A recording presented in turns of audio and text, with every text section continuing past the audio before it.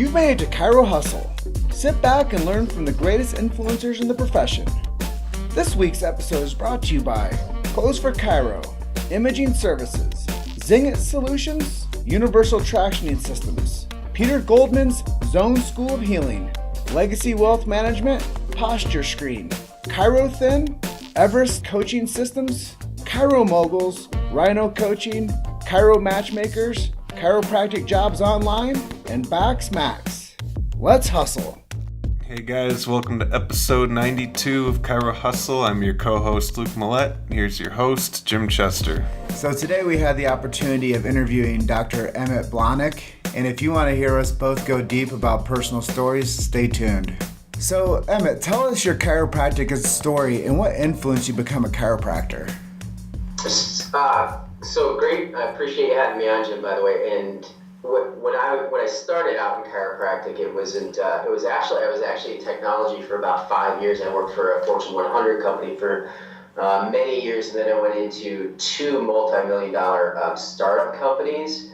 And from a tech perspective, I was more just into natural health. I've always kind of just been that way, being an athlete, being a wrestler, a boxer, a triathlete, and I kind of just knew like what I was doing. Like I wanted more. I wanted to get to the next level of my life, and part of that, I really wanted to go back to school to essentially become a doctor. And when I was doing that, I had been shadowing some doctors, some medical doctors, and it was kind of just part of the journey. You know, I really wanted to figure out what direction, what passion, what jacked me up. And I'll tell you what didn't is when I was shadowing some of these MDs, they were actually spinal surgeons. They allowed me to come in as part of a shadowing program and watch like the consultations, similar things like we would do in chiropractic. It would be the consultations, the sales cycle, scheduling people for surgeries. And it was like right in front of my face. These people were like, these doctors were high-fiving each other that they just scheduled another like radical spinal surgery. And as I look back on it now, I know more about like the conditions. At that time I was just appalled. I was just like, are you kidding me? Like this person doesn't need like that type of surgery or that type of invasiveness. And I just knew innately there was something wrong with it. I'm like, that's not for me. And decided I wanted to go make an impact in chiropractic. And as part of it though, I was a little bit more senior in terms of like age-wise, going back to school, because I'd been out in corporate America for 4 or 5 years. And I just knew that some of the students and some of like really the curriculum and what we were seeing in the school, what I was witnessing in the school, like these kids don't have a chance. I mean, they don't have a chance to compete. And so, from more of a business perspective, like looking at what they were competing against as individuals, individual practices, solo practices, and students, because a lot of these students being taught, they'll get a couple maybe business courses, but a good majority, Jim, of the students that were like I was around, like their first like career or job or any type of income they got was from like slinging drinks at the bar or like, or like a server at Applebee's. They had no formal educational training in business or sales or anything relative to marketing for the most part. Some did. And I just saw that as a huge issue. And I was like, I want to make a difference here. I don't know if that helps. So what are some things that make you unique? What are you doing to separate yourself from other chiropractors? Well, one thing is I wouldn't say unique, but I would say this is like I would consider myself just an ordinary guy. Like that's it. So it wasn't too long ago I had somebody say to me, and because I've had a couple extraordinary opportunities. I mean, traveling all around the world because of this profession, chiropractic, and working with Olympians and TV show, you name it. Like I've been on TED Talks and things like that, but I still consider myself just an ordinary dude. And when this individual came up to me, and it was almost like they were pissed off. They were saying like, well, I didn't grow up with a silver spoon in my mouth like you. And lending to the fact like he thought maybe I come from a wealthy family and a great educational background, and he was really like kind of pursuing that excuse line. And I felt like at that point, for me it was a turning point, and I started saying, what, people need to know my story. I was never really comfortable, and I still today, you guys, not comfortable, but I feel like it's important to get the message out there that I was not born with a silver spoon in my mouth, and at the same time, like, if I can do it, anybody can do it. Trust me. If I can be successful in chiropractic, you can be successful in chiropractic. I am not polished. If you listen to this long enough, or you listen to me long enough, if you've seen me before, I am not polished. I have an edge, and it is, it's a bit raw, but at the same time, I'm just an ordinary guy that came from some, super, troubling, trying childhood background. I was, I had a background of, I lived on a carny scene. To be straightforward, it's only carny kids can say this, by the way. Otherwise it's like a swear word. So a good portion of my childhood life was we would go around to those, those city fairgrounds and state fairgrounds, and I would sell balloons, helium balloons. That was, I was so young. And part of that then, when we had home base, part of it was I lived in a trailer park. So add those two combinations together, and only trailer park kids can say some of this stuff. So I don't think there's anything negative about it. I do think there's something negative. It was shit. It sucked. But, that was part of my childhood. And coming from that background, I watched, I knew that what I wanted to do is I wanted to get an education, and a lot of my peers, even family members, they didn't go to school, they didn't graduate, they didn't get degrees. It was very rare occurrence if you saw anybody doing those things, but I knew I wanted to get to the next level, and there was this thing inside of me that's part of my business is getting to the next level, is I just knew that if I could model people doing it and get to the next level, I could get myself out of this circumstance I was in. And then boom, I come home from school one day, and my mom leaves a note, and she says she couldn't come back. So I didn't see my mom for an extensive amount of time after that. You could say any sort of abuse I was witness to or subjected to in terms of the environment that I was either being raised in or shuttled around to or given off to. I had lived on my own when I was 13. I lived out of a car when I was 16. There was a week in my life, but again, this whole time I still somehow got my ass to school, and nobody told me to do it. I wanted to get educated. I remember a week when there was nobody around, no food, no money.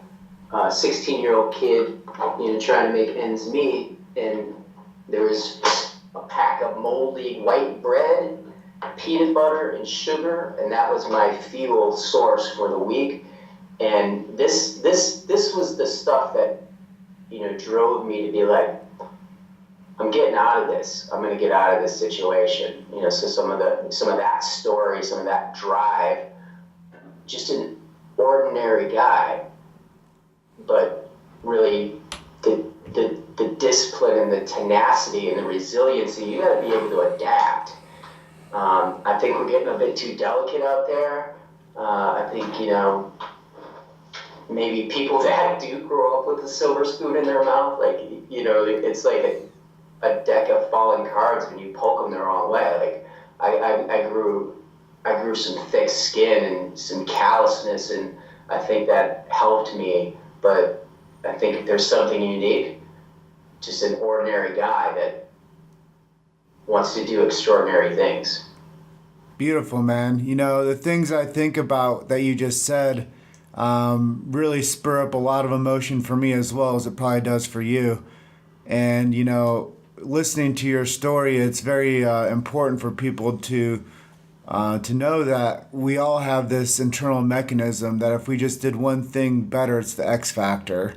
And that's showing up for you. That was getting an education for you. That was turning yourself into that 1%er of the world population, which is a doctor. And that there, man, when I will interview chiropractic students, I'll ask them, are you the first doctor in your family? What does that feel like for you? What does that feel like for your family? And there's like this resonance of like heroism and joy, and like some effort went into that. And I think when people realize that education is an amazing springboard for resilience, I grew up similar on the streets of Davenport, Iowa.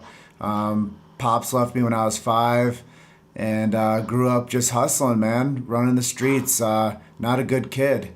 And, your story resonated with me a lot. And hey Jim, I was not a good kid either. So I want to tag back to this, but go ahead and continue. Yeah, and as I went through the journey of learning who I was along the way, I struggled with dyslexia and learning disabilities as a kid. I wasn't popular. If it wasn't for athletics, I wouldn't have been even accepted. But because I was a stellar athlete, the world accepted me. And that was my X factor without knowing it. Now I think and I ask people, what's that one X factor that you can do to yourself that will give you the edge of excellence? What is that one thing that if you just focused on it would change everything for you? And it sounds like you found that, and that's why you're at where you are today. Yeah, for sure. And one of those, X factors is like, give yourself permission to like do great things. Like I have this kind of saying mantra that, you asked me about mantras, and like, what's the best that could happen? I think we always focus on like, maybe like what's the worst that could happen, and whether it's a phone call, a podcast, an interview, a TV show, like stepping on a stage, a huge platform to deliver a message in front of a group, a small group, it doesn't matter. We go through like the litany of like shitty things that could possibly happen, and how you're gonna sound ridiculous. Again, I'm just an ordinary dude, like, and I'm no different than anybody else. I got stinking thinking. I got a million negative thoughts going through my brain, just like anybody else. But then I also have like, well, what's the best that could happen here? And then I begin to walk that out, So when you go back to like, you were a bit of what I would say like a rascal or a troublemaker. Like I was too, man. I had to like, I remember this, Jim. I had to go into, my brother and I were living on our own. He was 1 year older than I am, struggling just the same as I did.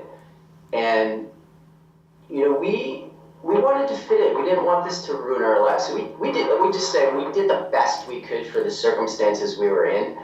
And I had a friend that had a birthday party coming up, just another kid around the block, but he had a birthday party. And I thought it was so cool that he invited the troublemaker, which was me, to a birthday party. Like, I thought that was like, oh my God, and I wanted to get him something. But the problem is I had no money. And so what we did is we went into I would go into this store in Clintonville, Wisconsin, Clintonville Truckers. And, I hate to admit this, but I think it's important to tell people, like, here's survival at its best. Like, at that time, like, no money, no food. Went in there and I stole something and then would return it for the cash. Now, I'm not trying to teach people how to do something, But for me at that time, we would return it, and they would say, where's the receipt? Don't have the receipt, and they would give us some cash back. And you know where I put that money? I gave it as a gift to my friend for his present, and I also purchased, you had to pay, I think it was like $30 for band class at my school. Like you had to pay it, so it would be like for the rental of the instrument or whatever it was. That money went directly back into me. But I remember those moments where it's like, but I also was like labeled and thought of as a troublemaker, a rascal, and those were the voices. This is what people were kind of saying. I remember as a wrestler, like this mom sitting behind me, she didn't know I was like sleeping in the bleachers below her, and she was talking with another mother about like, the tournament and how things were going, and she's like, yeah, but that kid, he's a troublemaker, like we just do not want him on the team. And she was talking about me. And kids in particular, students, whether you're in high school, junior high, it doesn't matter, going into college, there was a pivoting point in that too. And this is what I'm wrapping this up here. This is the point. Is we have to stop speaking ill and start really speaking will into people. So in high school, the vice president or vice principal of the school said, listen, dude, I get your situation. Just show up to school at least 3 days a week. I'll fend off the teachers that want to suspend you and give you detention because you can't make it into school because, there's no parents around. Just get here as best as you can, do the best you can. He's like, I'm gonna fend off some of these teachers.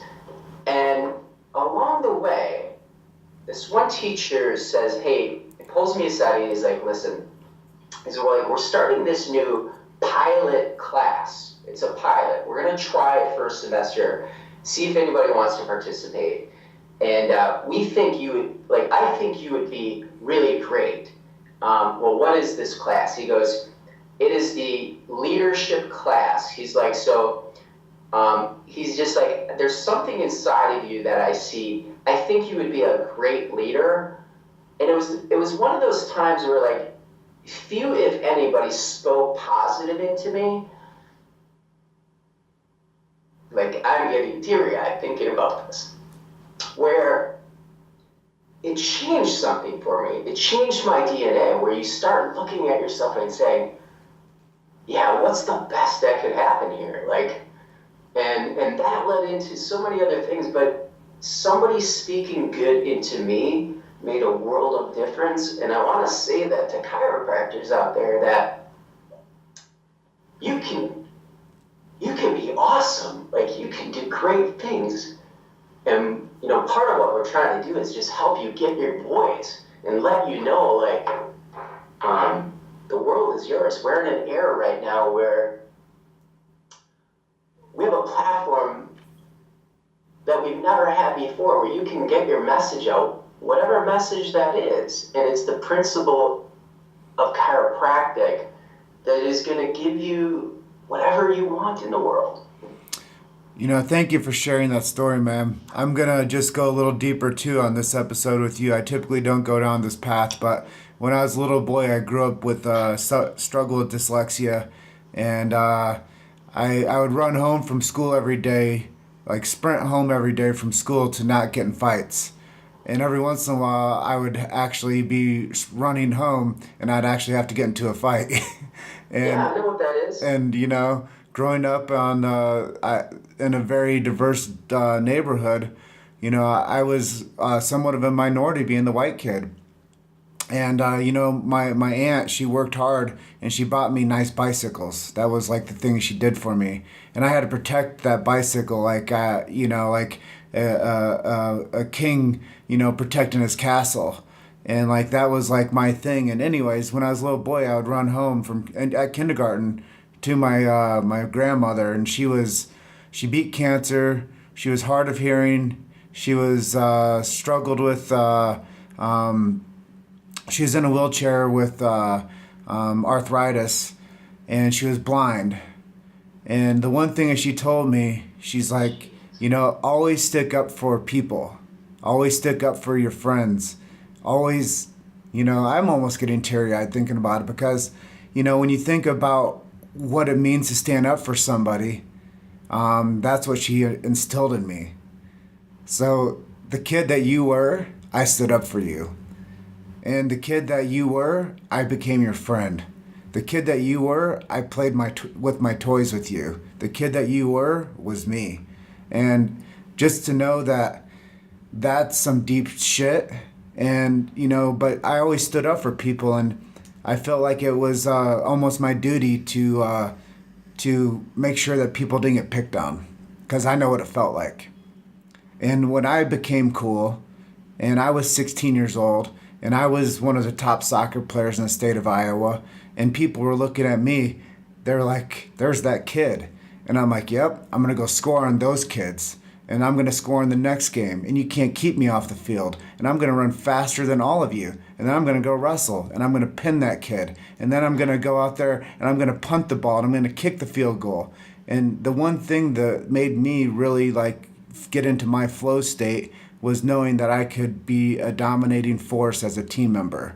And I always protected my team as well. And that's that one X factor for me is why I'm so good to chiropractic, because I stick up for you guys. And I protect you guys.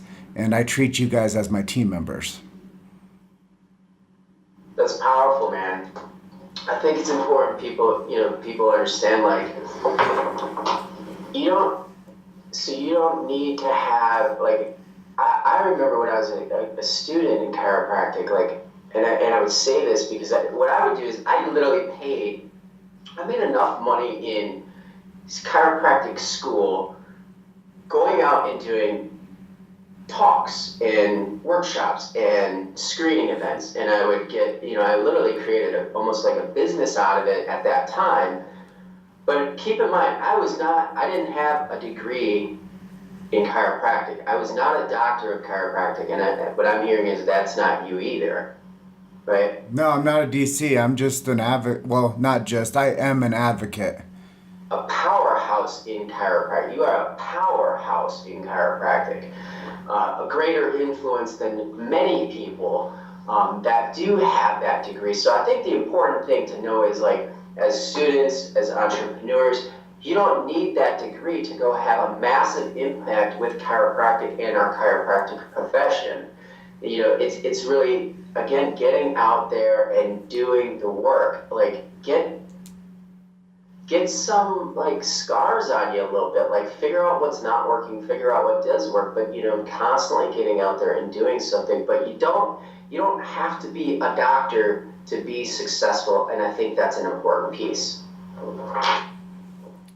The fact that you do have a doctorate degree behind your name, if somebody does, and you're sitting in the four walls of your office thinking that that's going to make the world change their lifestyle habits is ridiculous. The fact that right now, as we look at it right now, you're either participating in the solution or you're participating in the problem. And one thing that I would say is no action, no voice is an action, and it's a voice. The fact that 220 people per day, think about that. How many?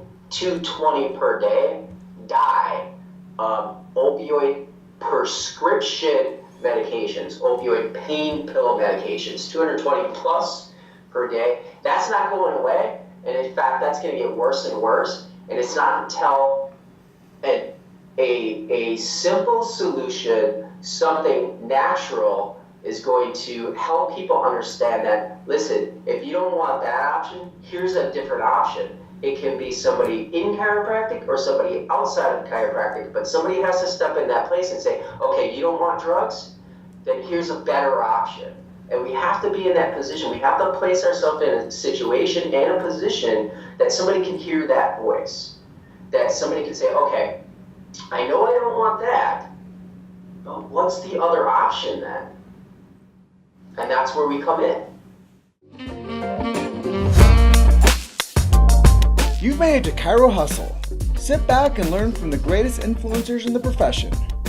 This week's episode is brought to you by Clothes for Chiro, Imaging Services, Zing Solutions, Universal Tractioning Systems, Peter Goldman's Zone School of Healing, Legacy Wealth Management, Posture Screen, Chiro Thin, Everest Coaching Systems, Chiro Moguls, Rhino Coaching, Chiro Matchmakers, Chiropractic Jobs Online, and Bax Max. Let's hustle. So, now that we've gone over the past, let's talk about the future. What's possible in your future with everything you're doing and accomplishing today? In terms of individual, or are we talking about the profession? Yeah, you as an individual. Like, what are some of your goals and strategies for what's your 5-year plan? Well, I think it's important to, so what I wanted to do coming into chiropractic and being a chiropractor was, I just wanted to be a great chiropractor. That's it. I just wanted to be a great chiropractor. And what that means to individuals is all different. There's money, there's technique, I wanted to have it all. Like, I wanted to have the best technique. I wanted to have the name on the book. I wanted to have the best message. I wanted to have the best practice. I wanted to have high volume. I wanted to have good PVA. I wanted all of it, and so I wanted to be the best chiropractor. And I feel like now I want to get to the next level, which means I want the message, the voice and the message of patients to be heard. That what we're doing in our profession, the natural health solution, that message has to get out to the masses. And it's not necessarily, I would say, hey, listen, the message has to be the first foot forward, needs to be chiropractic. But what we do need to do is we need to let people know that there is a better option out there, and that includes this principle of health and healing, above, down, inside, out, that is from chiropractors. And so helping the masses, patients, their testimonies, it's their voice in their message that is going to get this to the masses. And we have a platform right now in the social media era where, whether it's, on commercials online where you see drugs every 30 seconds, or what's going to drown that out is what is the other option? What is the better option? And we have to be in that position. And what I want to do is I want to help other ordinary individuals just like me, whether you had great background and great education, or you have some shitty circumstances and unfortunate, situations that you grew up in, to be able to get your voice and your message out to the masses. And what part of what I'm doing is showing people not just the way I do it, but how other peoples are doing it in this virtual health experts show podcast, and helping them to just sharpen the message and deliver it to the masses. I want to create. I think for the majority, most people that would listen to this show, your show, Jim, would kind of know who like a Dr. Axe would be, or Dave Osprey, or some of these big name virtual media type of individuals. I want to create 10 more of those. Like, I want to help get people to the next level in their message, their messaging. That's what I want to do. That's awesome. I want to talk to you more about that. And, if people had a chance to listen to what we talked about off camera or off mic, before we hit the recording button, they'd be blown away with some of the conversation we had, and they would think that we've lost our mind and we're gonna cause a revolution, and that's what we need to do. But talking about like the future pacing now, where do you see the profession in the next say 10 to 20 years? What do you see happening behind the scenes, and where do you see it going? Okay, Jim, so you're setting me up here. Basically, when I was talking about this, I said, you know what? It's going to be dead. The profession is going to be dead. If we don't stand up, and it's really, again, it's the voice and the message and the testimonies of our patients and their results, and the opposite of the other voice message and what's being spewed out there. And so it's going to be dead if we don't get our message out. And also, it's tough to say, and I want to say this in the most respectful manner. Like, I want to see some new faces. I want some people that are on fire, that they're in the flow, that I want to see some of these newer people up and rising, because when we continue to put, like, you know, what I was going to say, maybe even my role models and the icons and the people that you constantly see, like, we need to see new faces. We need to, I don't think it's a new message. Like, the principle and practice of chiropractic will never fade. I heard somebody say to me, maybe not to me, but a medical, I'm not sure how it went, but it went something to the effect of, like, the reason that chiropractic or chiropractors are not evolving is because they keep delivering the same message. They have to change their message. And I would completely disagree.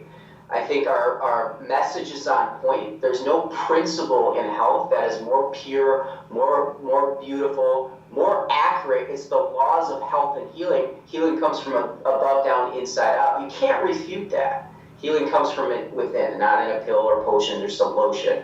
So that message is on point. The messaging and the delivery, the platform has to evolve. We have to adapt. We have to keep up, and we have to stay relevant. So I don't think the message changes, but the messenger, meaning delivery and the platforms, we have to be able to adapt. We have to be able to aggregate. But unless we allow other people to be heard, whether it's in school, whether it's on platforms, it's on stages, if we just keep rinsing and repeating the same people and the same message, we're going to lose it. We are. I mean, look at schools and look at some of the universities. And so we need to be able to bring it up a notch. Jim, how do you feel about that? Like, I mean, from your perspective, what's your take? On the evolution and where we're going? Yeah. You know, I think that we have to be more vigilant with what we have, and we have to really focus on the above-down leadership. And I think that that's something that has to be under a microscope for all chiropractors, and they have to be the ones that demand great leadership within a profession that they love and that they serve and that they support. And I think that the chiropractors have become very good at self-branding their own island, and they've become very good at self-branding their technique or their whatever their interests are, but they haven't become good stewards of branding the profession. And they haven't become good stewards of saying no to poor leadership. And we have people that don't have the interest of the populace in mind, and I think that that's dangerous. And I think that the only way that that's going to ever change the direction that we see it going is uprising. And I think that people have to become more vigilant in their decision making with what kind of chiropractic do we want our future to live in. And I think more seriously, do you want your grandkids to get adjusted with the principles of chiropractic, with the science, the philosophy, and the art?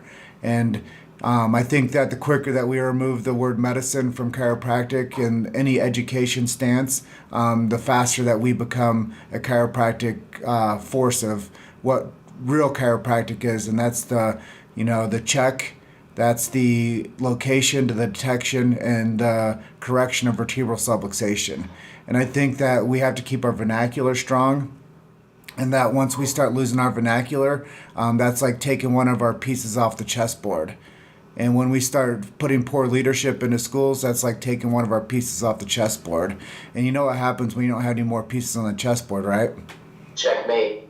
Yep. And that's really what we're doing with posturing of the profession. Is we're doing really good at supporting little islands, but we're doing a very poor job at supporting the beautiful profession. I think you're spot on, man. So this is something that, again, when I think about like getting, in an interview like this or another type of show, and people want to ask me about my profession and what whether what I see going good and what I see going bad, this is one of those things that kind of gets irritating inside of me, because I see it too. I see that some people are excellent. I mean, they are polished. They know. I mean, they attend seminars and workshops on crafting their message and messaging, and a lot of self-branding. What I've always known about myself is that I want to lift other people up. Like, do not be afraid, chiropractors. Do not be afraid to like and share content from other people. Okay, if you are expecting that for people to do that for you, I'm gonna give you some permission and actually like almost demand it. Like, you have to start liking other things. There's no downside to you as an individual if you like somebody else. And I think some people get this like thing inside of them, like, oh my God, if they know that I like their stuff, then like, oh my God. Like, I don't know where that comes from. It is okay to lift up the message, share the message. There's no downside to you. Well, nobody's gonna think negative of you when I brand or when I positively share something of any one of my colleagues. Well, here's something really cool. I was just at a 10X seminar with Grant Cardone and all the world influencers in the business and media and marketing world. And one of the things, I sat there with a chiropractor, his wife, and her friend, who's a wife of a chiropractor. And I was like, I'm a lion, and I'm not going to be quiet to you. And I'm going to tell you that chiropractors are an endangered species. And if we don't start saving the chiropractic profession, then it will go extinct. And that, that goes back to what you're saying, though, is we have to create a messaging system that works. And we have to start looking at the chiropractic profession from an aerial perspective. And when I was talking to them, I said, you want to build influence? Pick 12 people that are the most influential people that you would like to connect with over this year. Go an entire week and share everything they share and see if you don't build some type of connection with them. I said, that's like a social hack right now. If you build your 12 out, you say you're a biohacker, I'm a social hacker. So if you go out there and you pick 12 influencers that you want to get close to, you want to get their attention, all right, share everything that they post for a week. Guaranteed you got their attention front and center. Huge, man. And I think we specifically natural health, specifically chiropractors, like, it is okay to continue to leverage their message. Like, I can't tell you how many times, like, I've taken like a Dan Sullivan, the chiropractor Dan Sullivan, one of his posts or one of his brilliant chiropractic messaging, and just shared it to my chiropractic page, and it's not me. I didn't come up with the content. I shared it, and how many people resonate that? But it has no downside to me, and I think that's an important piece. Is we continually, again, we want to uplift and share the message of chiropractic, and we can do that collectively. All boats rise. Stop this scarcity mentality. Self-branding is fine. Hey, if you want to do that and you want to continue to get your message out there, that's great. But do not expect people to help you if you're not helping them. It's a push and pull relationship. There's a flow to it. There's a give and take. So let's talk about you just a little bit. What are some of your hobbies or favorite books to read? Why do you want to talk about me? Because you're our guest. I know. I just, that's not my comfort. I don't like talking about myself. What do I do? I like to, right now, I'll tell you what, I am a geek. I like the learning process. Right now I'm in the virtual media era, social media era, in terms of trying to figure out. First of all, what I know is that I suck in terms of virtual media and online media and videos and messaging and branding. Like, I feel like a golfer that's taken his first swing, but I'm going to keep taking swings, man. I know that I'm going to craft this, because what I do is I'm like many people, is I start to think about, okay, well, I'm not as good as so-and-so. That's going to come with time, bro. Like, you're not an excellent wrestler the first time you step out on the mat. Like, you got to learn, you got to learn technique, and you got to learn what not to do, and you got to make some mistakes. So right now, it's a lot of what I'm watching in terms of videos and reading in terms of books, whether it's Grant Cardone, whether it's David Tuhiel. It's about getting my message to the masses, and not just how I can get my message. It's how can I want to make 10 more Dr. Axes. I want to create 10 more Dr. Axes. So everything that I'm studying and learning is really about that. But I've always got my head in terms of, I need to have some peace and joy in my life. So in terms of the areas of just, for lack of a better term, balance, I have a spiritual side to myself. So I take time to invest in that, and my fitness side of things. I'm in the gym 2 to 3 times a week, and so I'm not in there like hours per day, seven days a week, but I'm in the gym 2 to 3 days per week. I'm always working on relationships. One thing that I think is really important is not to lose sight of not just family relationships, but friendships. Constantly like reaching out and texting and just letting people know you're there. Like, I think that's important to create strength in whether it's our chiropractic family or chiropractic relationships. Like, let people know you're there. Finances and wealth, that's an important piece of my life. So I'm constantly learning about those types of things. I do, not in the winter, but I do, like right now would be kind of more training type of stuff, but I do triathlons. I don't know if that helps. So if people wanted to learn more about you, what kind of websites do you have for our listeners to go check out? Yes, so nextlevelhealth.com is really my landing page in terms of my brick and mortar chiropractic side of things. And I'm also now in the process of building out the Virtual Health Experts Show podcast. And really that is about others. Like, I want to be able to get others voice their message, help them. If they kind of feel like they're in that rut, they're in that struggle. So the virtualhealthexperts.com, that show, it's really to get those people that, they want to get to the next level, man. And maybe they need a little help, maybe they need a little guidance, some tools. I kind of feel like I'm an expert in branding, in terms of like design and messaging, like ordinary guy, but I've been able to do some extraordinary things if you kind of took a look at it from the outside. And I want to show people how you can do that. Like, how even if you don't have the confidence and you're not as polished. I don't consider myself to be polished by any means. Like, if you feel like you're rough around the edges, like how we can help you deliver your message to the masses. That's going to be the Virtual Health Experts Show and podcast.